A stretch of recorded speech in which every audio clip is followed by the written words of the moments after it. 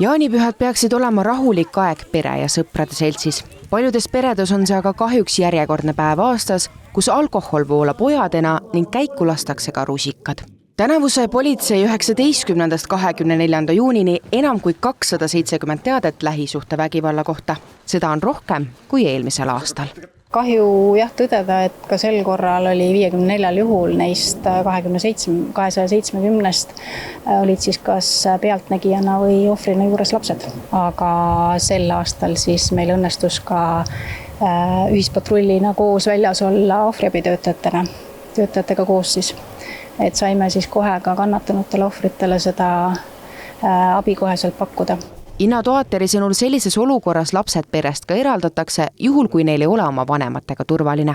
Jaanid olid ka esimene püha, kus politseil oli võimalik rakendada vägivallatsejate suhtes viibimiskeeldu kuni 78 tunniks. Toateri hinnangul on see meede end igati õigustanud, sest see võimaldab rusikakangelased perest võimalikult kauaks eemaldada.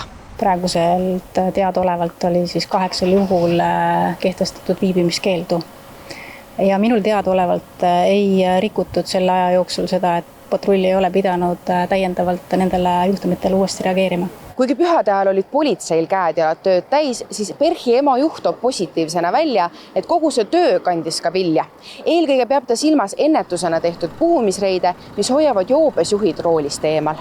Kainuskontrolle me tegime ligi 38 000 inimesele, joobes juhile siis või autojuhile ja tuvastasime siis seal, et 130 juhul olid juhid siis tarvitanud alkoholi ja istunud rooli.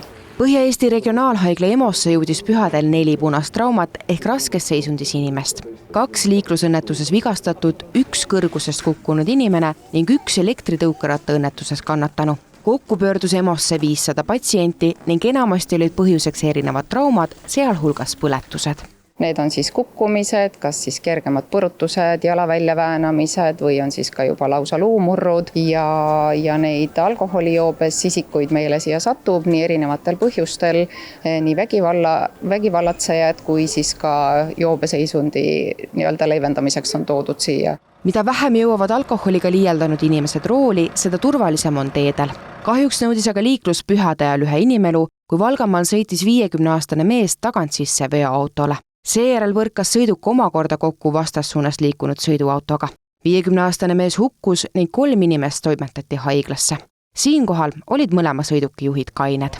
Kuigi vägivald lokkab ja liikluses ollakse hajameelsed, siis tuleohutuses ollakse hoolsamad. Päästeamet sai tänavu kokku 150 väljakutset, mis olid enamasti seotud ikkagi jaanilõketega. Näiteks Kuressaares süütis maja terrass põlema, oli sündmused, kus lõkked olid väga ohtlikud ja päästjad pidid sekkuma, kustutama neid. Näiteks ka Setomaal oli üks lõkke, mis tehti väga suurelt ja kõrval oli nii traktor kui ka heinakuhi. Ja kui päästjad tahtsid seda kustutada, siis inimene oli ka piisavalt agressiivne, et pidime kaasama ka politseid.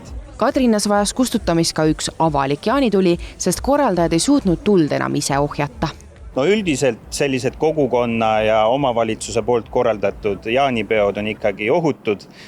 Tavaliselt seal hinnatakse neid riske, aga jah, Kadrina puhul päästjad pidid sekkuma, kuna see lõkke oli piisavalt suur ja lõkke ümbrus ei olnud ohutuks tehtud.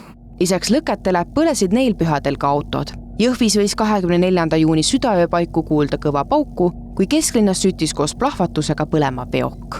No, eks sellised sõiduki tulekahjusid juhtub ikka igal kuul päris mitu sündmust, et tavaliselt ongi need tehnilised rikked olnud, mis põhjustab sõidukite tulekahjusid.